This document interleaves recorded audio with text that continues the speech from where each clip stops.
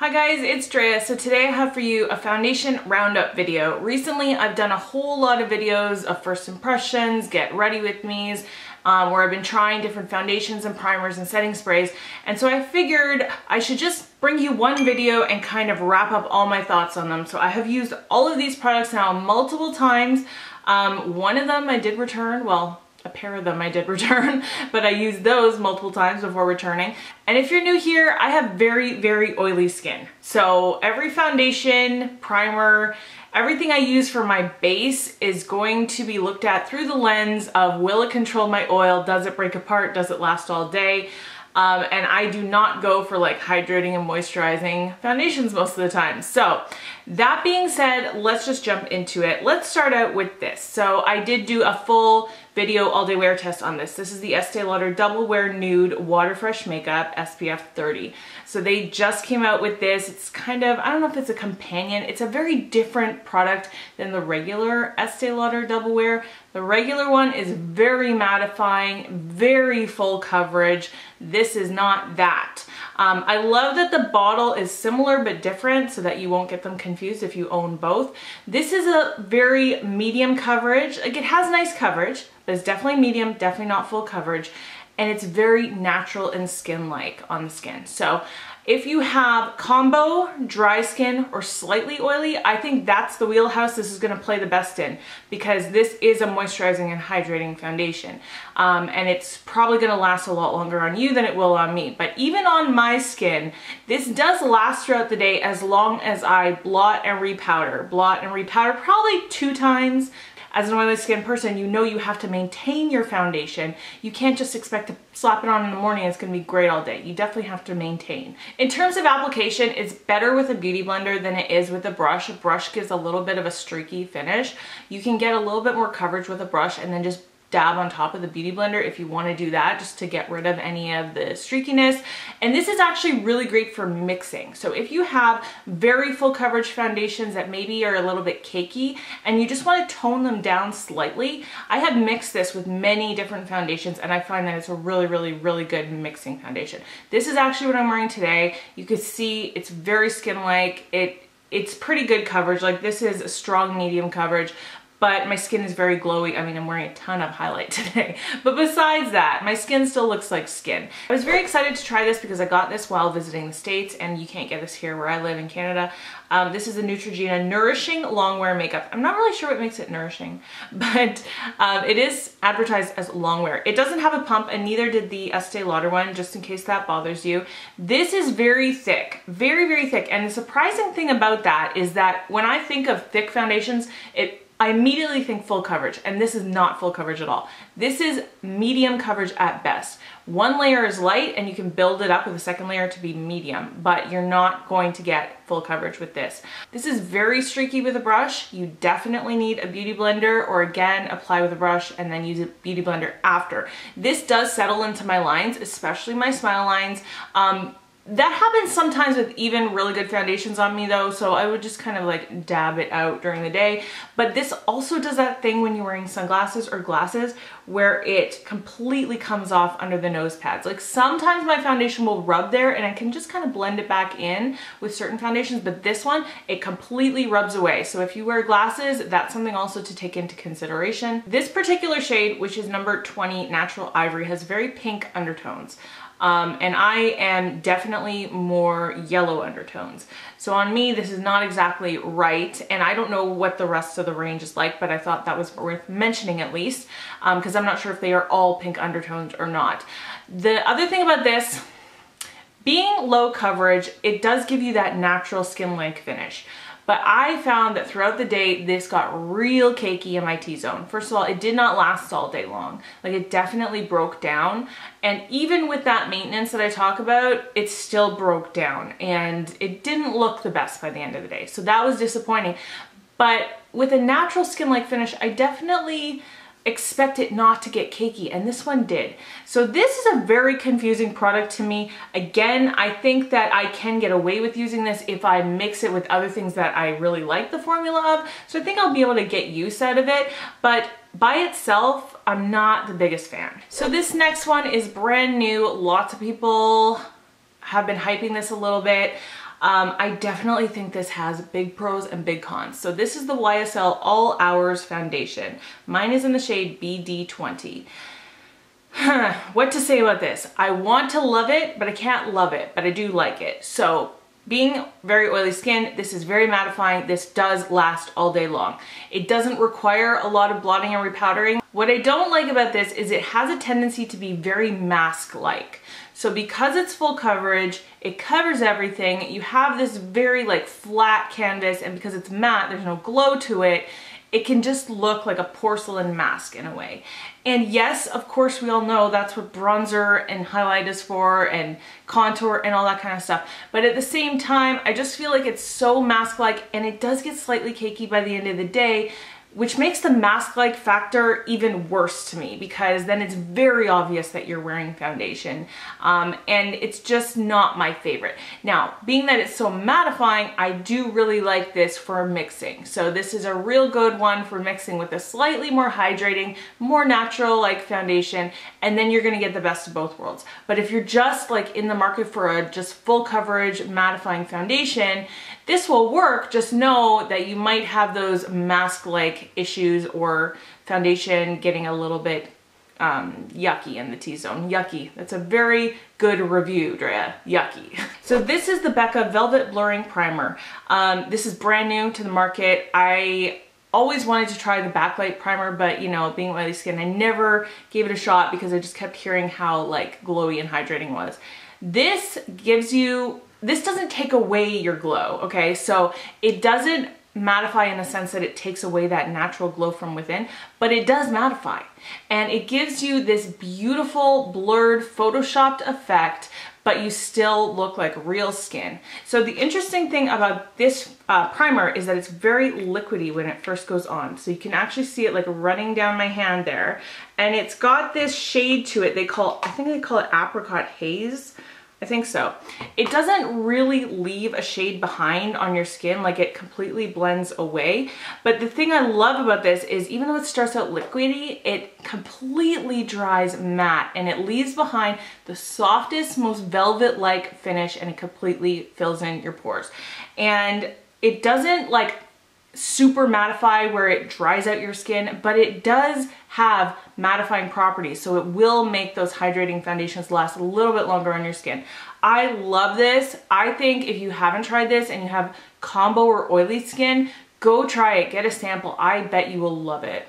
And the other thing I really wanted to say about this is it's just light as air. Like I rubbed it all over my hand and I can't even barely feel anything on my hand. It feels like almost nothing. It's so ultra lightweight. You know when you use like a silicone-y primer, even though it will give you a smooth finish, it still feels a little bit heavy. This feels like nothing. It almost feels like you have nothing, but it's slightly soft and velvety. Next things I want to talk about are the two things that I returned. I did a full all-day wear test on the new Peach Foundation and Peach Primer from Too Faced. I would recommend, if you are really in the market for the primer, specifically to watch that video, because you will see how that does not work. And I did the video with primer on half my face and just foundation on the other half of my face. The primer, it's completely claiming to be matte and oil controlling. It literally did nothing. There was no difference. I did a blot test. You could see it in the video. I mean, the proof is in the pudding. I have people telling me that it works great for them, that it's the most amazing oil controlling thing they've ever had. And that's the thing. Everybody's got different skin. So I don't think you're lying, and I'm not lying. It's just, it didn't work for me, and you could see in that video. So I always say, if a product doesn't work for me and it works for you, I am happy for you, because that means you didn't waste your money. But in the end, I didn't waste my money either, because I returned them. And the other thing about the primer is it really did absolutely nothing to fill in the pores, and I really zoom in the video, you could see it literally, you can't see a difference on the prime side versus the non-prime side. The foundation, to me, it's a really pretty foundation. It's kind of medium coverage. I expected a little bit more coverage from it. It had really nice packaging. It is scented. That might bother some people. It didn't bother me. It's a very light scent. I did find the Peach Foundation slightly oxidized on my skin, so again, you might want to get a sample first or a couple samples to try different shades to make sure that you're getting the right shade. And one of the properties that it claims right on the box, it claims to be oil controlling, and it did not control oil on me whatsoever. So it's not that I hated the foundation. I think the foundation is actually quite lovely. It's just that I don't need another foundation in my life that does nothing to control my oil. I test tons of foundation. I have an extensive collection and I don't need to keep that one, you know, just to use it for the sake of using it. So I just returned it. One thing I've been using behind the scenes is this sample of the BareMinerals BarePro foundation. This is BareMinerals brand new foundation. The girl gave me a very generous sample. I was able to use it about 4 times. You don't require a lot of actual product where, you know, you can tell this much of a sample gave me 4 uses. So here's the thing about this foundation. I think it's quite lovely. I think it's really, really nice. I think it also has a pretty good shade range. Mine was in the shade Sateen 05. This foundation wears really well on my oily skin. Like, you put it on in the morning, it's still there at night with that maintenance. Probably requires a couple times of blotting and repowdering, but it does last all day. It's like a high medium coverage. It really reminds me a lot of my Smashbox hydrating foundation. It is slightly hydrating. It doesn't have any of those mattifying properties really to it. So I think if you are maybe not very dry, but like slightly drier combo or just slightly oily, well, that is what combo is, duh. But if you fall into that middle range, it's probably gonna be something you like because it's just slightly hydrating, not too much. So you're not gonna get that dried out effect. Overall, it's not my favorite in the world. I don't think I'm going to be purchasing it just because I have so many foundations. If I didn't have the amount of foundation I currently have, I probably would buy it. Let's talk about setting spray for a second. So I got both of these recently from Hard Candy. I have the mattifying setting spray, the Sheer Envy mattifying, and I have the brightening. So I like one and I don't like the other. I don't really like this matte one. I think I don't see any difference when I use this. It doesn't do like what the Urban Decay All Nighter does. And really, when you're buying a mattifying setting spray, that's what you're looking for. Long wear and just like it brings in your oil and you're not as oily throughout the day. So this to me does nothing. This, on the other hand, is more like one of those, I don't want to say it's like Fix Plus, but it kind of does that thing where it makes you look less powdery, it slightly hydrates you. It's just very refreshing, especially like if you're going throughout your day and you find your skin is a little bit parched and you just spray it. It's got a lovely scent. Like, it smells like real roses, like fresh roses. This one has no scent at all. Actually, does it? That's what I remember. Let me just make sure. Yeah, this has no scent at all, which actually for a mattifying setting spray, I appreciate that because a lot of them can smell very alcohol-y, but this has a lovely scent and I will continue using this for sure. I don't know what the brightening thing though. Like, it says it has vitamin C and rose water. So maybe over time it makes your skin brighter, but I don't find like just putting on it, you know, once a day does anything to actually brighten my skin. It just makes my skin look rehydrated. This has the most intense spray that I've ever seen on a bottle. So even their old like Fast and Fabulous setting spray and stuff is not as crazy as this. So I don't know how well you're gonna be able to see it, but it really comes out hard on this area here. So even though it kind of floats down after, that initial spray is intense. So you have to hold this very, very far away from your face, like probably a full arm's length. Yeah, that's about right, because I have put this a little bit closer and it's been way too much, and then you get like wetness that can kind of make your foundation break down, or it's just like super wet on your face for a long time. So just keep that in mind with these. Okay, the next one is this from Model's Own. This is the Runway Matte Foundation. Mine is in the shade 02 Bisque. Packaging is nothing to write home about on this. It's just a squeezy tube. I like this. I definitely don't love it. Okay, if you are very oily, this is gonna be a friend to you. It's very mattifying, very mattifying. If you are dry, stay far away from this because it will parch your skin. Like, even as oily as I am, I find that I like this better when I spray my skin first with a Fix Plus or some kind of nourishing spray, or use like a dewy primer underneath it, because otherwise it's so thick and it's so drying that I mean, it even dries before you can really spread it around your whole face. Sometimes you kind of have to work in sections, but it is very full coverage and it's gonna last all day long. This is very mask-like as well, just like that YSL one. Again, full coverage and drying kind of equals mask-like tendencies on the face, so keep that in mind.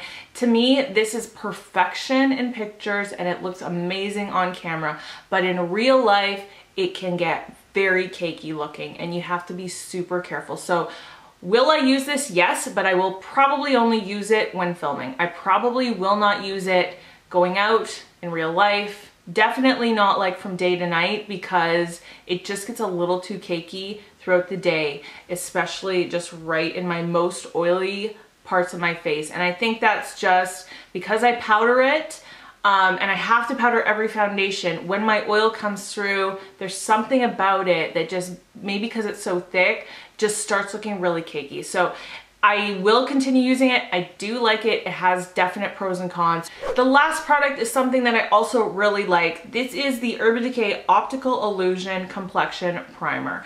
So they came out with a bunch of new primers this year. This is the only one I've tried. This has amazing packaging. So first of all, it has a pump, but it also has that kind of tube that moves up when you use it so you could see how much product you have left. And I think that is always genius. Like a pump plus you can see how much product is left is just so great. So this is your typical pore filling primer. It's going to give you a beautiful canvas, Photoshop skin, like really gorgeous. It's somewhat like the Professional, but it's slightly more hydrating and slightly more lightweight on the skin than something like Benefit Professional. So to me, I would definitely pick this over that, and I like Professional a lot. That's why I kind of compare a lot of things to it, because a lot of people know what it's like. This has a pink hue when you squeeze it out, but it really kind of, well, I put a lot on here, but it kind of does work its way into your skin. It looks white at first, but you just work it in and it just kind of leaves your skin looking like skin. It's got a very whipped texture and I really like the way it feels on the skin. It's not mattifying and it's not hydrating. It's not one or the other. It's just right in the middle. It's really just for pore filling. It's really just for making your skin look really perfect. The other thing I really like about this, and even though I've used it a ton, it doesn't look like it. The reason for that is because you really only need to use this in your T-zone or where you have big pores on your face. That might change depending on the person. But for the most part, you don't need a lot of product. Like I put that one full pump on my hand. Normally I would never do that. Like that's way too much for my face, and it probably is too much for a lot of people. So it really means that your product's gonna go a very long way. It's gonna last a really long time. And the other thing, I wish I would have known this before I bought a full size, is you can buy a mini in this for a lot cheaper. So if you're just looking to test it, or if you already have a ton of primer in your collection, maybe try the mini first. I mean, obviously there's more value in a full size usually, but if you are like me and you just like to test a lot of different stuff, then you could buy the mini size. So that's it for my foundation and primer roundup. I hope this was valuable to you. That's kind of my intention. I wanted to bring you a whole bunch of different reviews all in one video so that you get a whole lot of information packed into it. If I didn't answer your question, then leave it down in the comments below. I will definitely get back to anybody who has any questions. I'll also link to any of the videos I mentioned where I did like wear tests on this. So if you want to see these products in action, you can just click on those links in the description bar. That's it for today. Thanks so much for watching. If you're new here, definitely subscribe. I'd love to have you as part of the family. Give this a thumbs up if you liked it, if I helped you out. But that's it. I hope you're having a wonderful day. I love you guys, and I'll see you in my next video. Bye.